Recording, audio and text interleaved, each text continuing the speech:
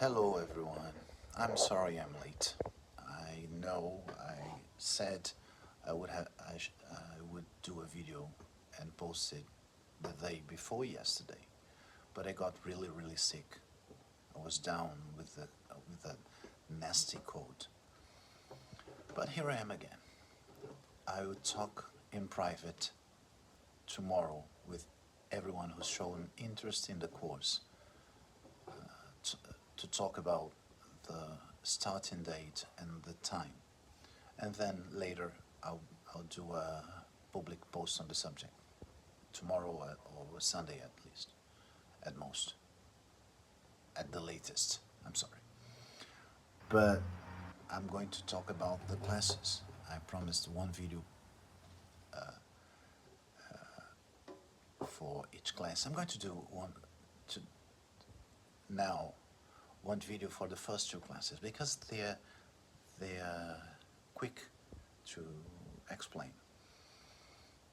This video won't be too long, I hope. The first class is one I thought hard about suppressing, about not doing it. But I think it was important when I first taught this course in Portuguese. And I still think it's very important. So I have to keep it.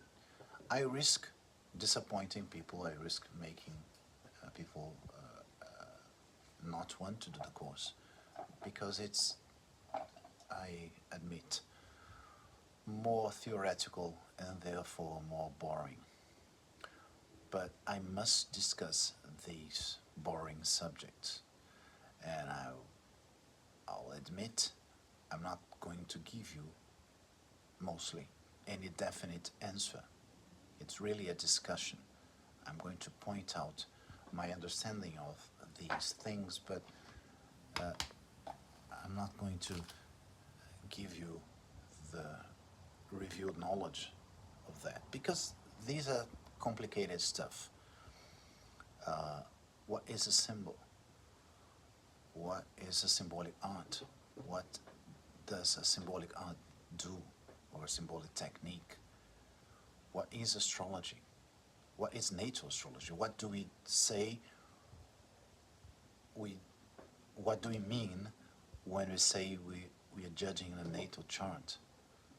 What is a person? These things seem just talk, but if we don't think about that, it's very hard to answer more practical questions that arise when we are working. What can I do? The old books are not clear on what we can and what we cannot do. I'm sorry. It's good that I do this in this introductory video so you don't feel fooled by me.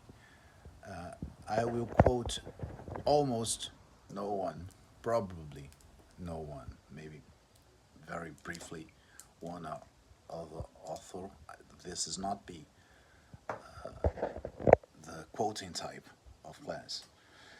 But I might say something bad about an old author or two. And this is not because I don't like them or because I feel I'm superior to them. Not at all, by no means. But it is true that natal astrology books from the most respected sources, from the most revered authors, from the best astrologers in history, they're flawed and full of contradictions and full of things that don't work.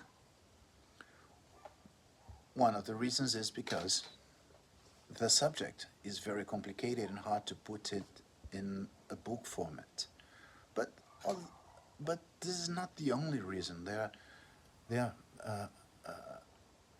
The other main reason is not one reason, but several different small reasons that can be summed by they were not, they, almost all of them were not writing textbooks.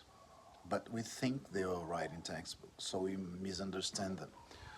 But anyway, the the the the point is the point I'm trying to make is the texts are misleading, and if we don't think of the principles first, we get misled by the misleading texts. Why can I do that? But I can't do that. Even if, I don't know, Bonatti, Luca Gaurico, William Lilly, Ibn Ezra, whoever says I can. Why can I do A and I can't do B? Why that this author is saying is good and why this is bad? Why this doesn't work? The only way to have this notion to help you when you're reading the old texts and to help you when you're working is to think of these boring theoretical subjects with care. So that's the first class. We are going to see at least two charts because one of the problems that is solved, or at least is alleviated when you think of that, is the astrology of twins. So it's good to look at a chart of twins. But this is probably the only pair of charts, actually, or one chart, depending on how you look at it, that we're going to see in the first class. The second class, we're going to review the fundamentals, the building blocks.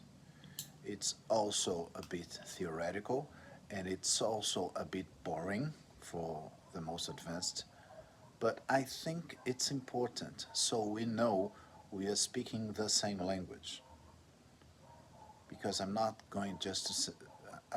just going to tell you, oh, there are 12 signs, and Mars is hot and dry and cardinal and ruled by, I'm sorry, Aries is all these things and it's ruled by Mars. And so I'm going to mention that, and I'm going to mention the houses, and I'm going to mention the difference between the signs and the houses, and what the signs and the houses mean in astrology. What areas of our world they signify? What are they symbols of? What are the planets symbols of? And after that, we're going to talk about other parts that are important. Parts, Arabian parts. Which Arabian parts I use? How I use them? Fix the stars. How do we use them? How do we integrate them into these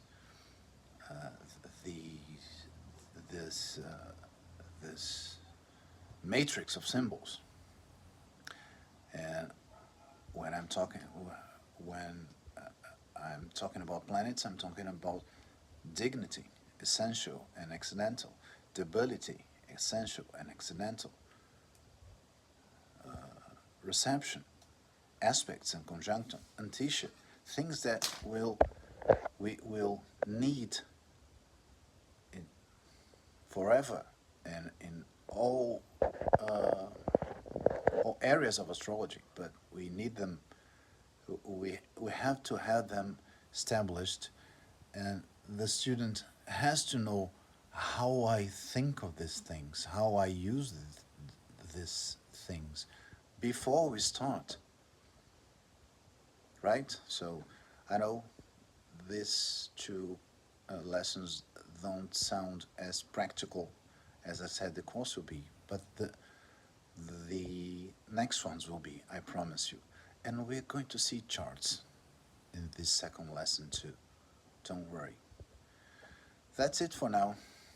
Thank you for watching me. See you soon.